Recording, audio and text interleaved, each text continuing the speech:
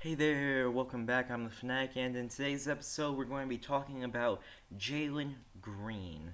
But before we get into that, please take a second to like and subscribe. It helps grow the channel and keeps giving me a reason to make these videos. We post twice a week, so it's a great place for consistent NBA content. And into the video. Coming out of high school, Jalen Green was ranked as the #1 prospect in the entire country. And if we're being honest, he still is. If we look at mock drafts, we won't see it. We won't see that he's going to be drafted #1 overall. But if any team in their right mind doesn't draft Jalen Green first overall, they're going to be missing out on an incredible player who will end up being a Hall of Famer. Because with averages of 18 points, 4 rebounds, and 3 assists in the third best basketball league in the entire world, that's amazing. Let's compare that to Cade Cunningham, who people seem to think is the best prospect. Cade Cunningham in college, which Division I college, let me tell you, is nowhere near as good as the G League is in terms of talent, is only averaging 20 points, 6 rebounds, and 3 assists. Those are insanely close stats. And if you're really looking at this, then what's the point here? Like, why would you ever take the man who isn't used to playing against bigger, older competition over the man who's literally been playing against NBA veterans all season and still been coming out on top? Now, there's so many reasons why Jalen Green should be the first overall pick that it's hard to even fit them all into one video. One of the biggest pluses for him, though, has to be the fact that he's had access to NBA training all season. And let's be honest, with that improved development, he not only has learned what kind of stuff NBA players have to do to be successful, he already is practicing with NBA players. He's playing against NBA players on the court. And let's be honest, who are you going to trust more? Are you going to trust the guy who's never played against a 25-year-old before? Or are you going to trust the guy who's routinely playing against NBA veterans, knows how the game is played, and has proven time and time again that he can play at that level? Which is absolutely insane. Now, another huge plus for Jalen Green is the fact he's just 19 years old with so much room to grow and develop.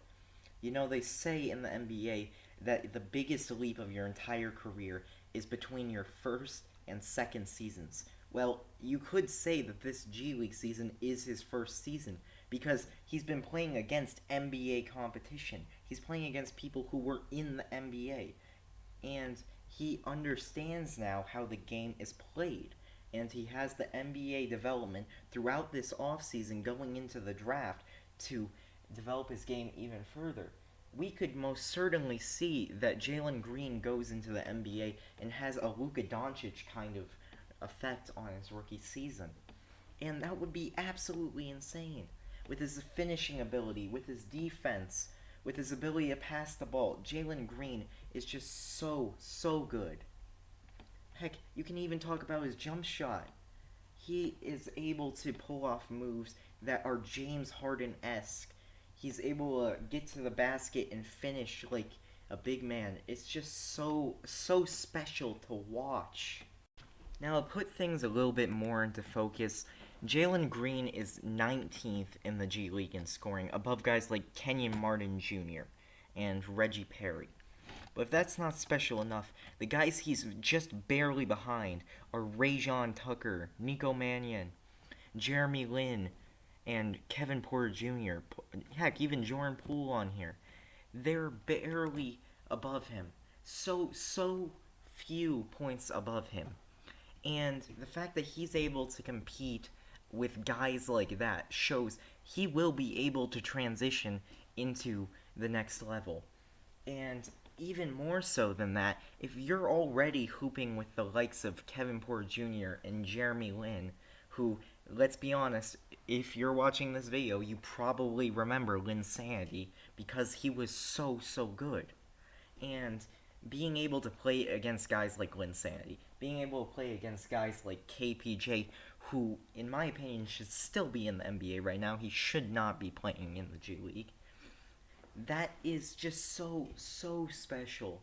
And Jalen Green shouldn't only just be the number one pick because of the circumstances he's in, but if you've seen him play, it's like watching a younger James Harden.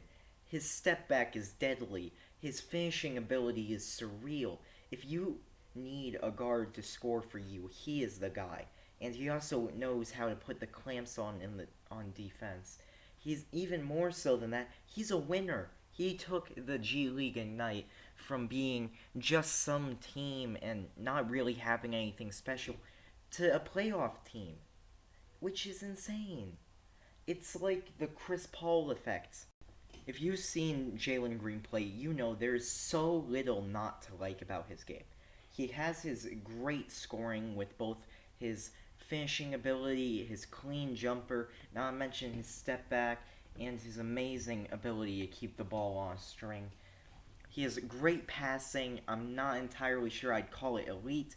That might be the only thing I would say about his game that might be remotely negative, and even then it's still positive because he's a good passer.